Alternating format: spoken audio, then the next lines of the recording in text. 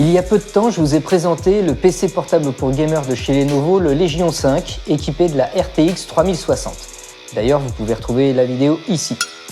Ce PC était très intéressant pour le prix, 1100 €, surtout au vu de la carte graphique installée dedans, mais il y avait un petit problème, il n'y avait que 8 Go de mémoire vive à l'intérieur. Aujourd'hui, nous allons l'ouvrir, retirer cette barrette de 8 Go, la remplacer par deux barrettes de 8 Go, donc 16 Go en tout, ce qui va bien booster la machine. C'est de la Crucial Ballistic en CL16, donc de la RAM très rapide, pour un coût, je crois, de 75 € les deux barrettes, ce qui est quand même très intéressant.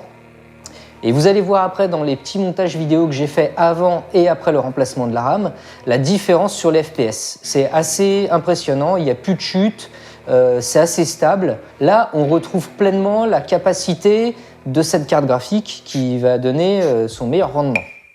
Salut, c'est Yves, bienvenue sur la Tech pour vrai.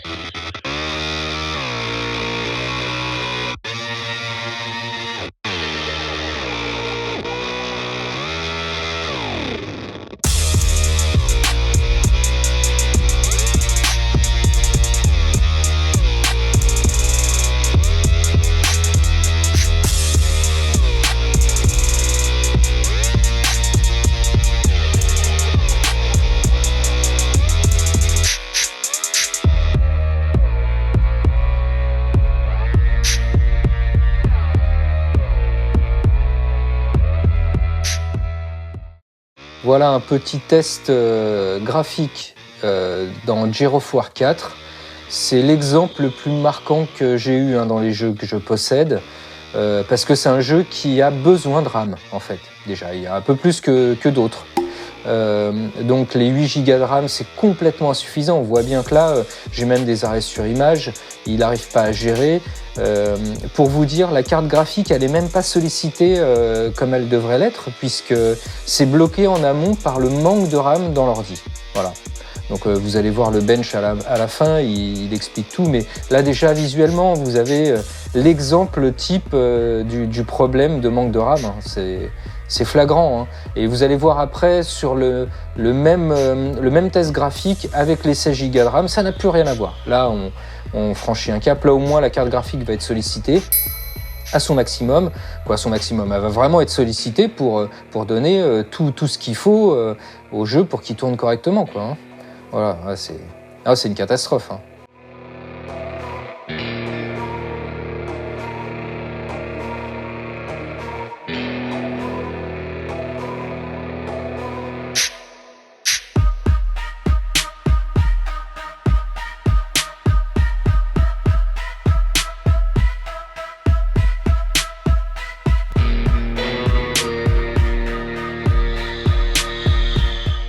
Deuxième test avec Gyrophore 4 et toujours le test graphique du jeu. Ce coup-ci avec les 16 Go de RAM. Bon bah voilà, ça n'a plus rien à voir. Hein.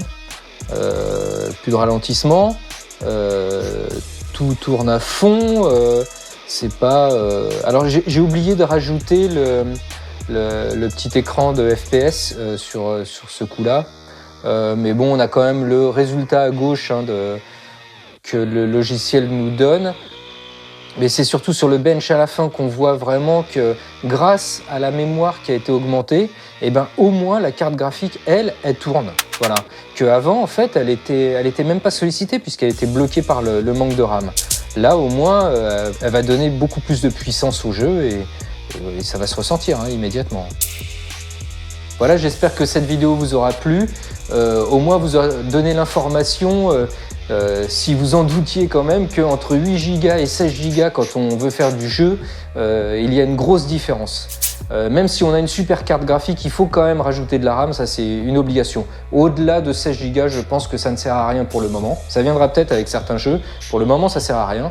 En tout cas, vous pouvez retrouver sinon la vidéo du Lenovo Legion 5 sur ma chaîne, y compris la petite souris que j'ai testée il y a peu de temps, la Redragon M913, quoi petite, elle n'est pas si petite que ça avec ses 15 boutons, mais elle est petite par son prix et grande par ses qualités, parce que c'est vraiment une souris extraordinaire. Donc pareil, vous pouvez la retrouver sur la chaîne, et puis n'hésitez pas à me laisser un commentaire, abonnez-vous, et puis moi je vous dis à bientôt sur La Tech pour Vrai.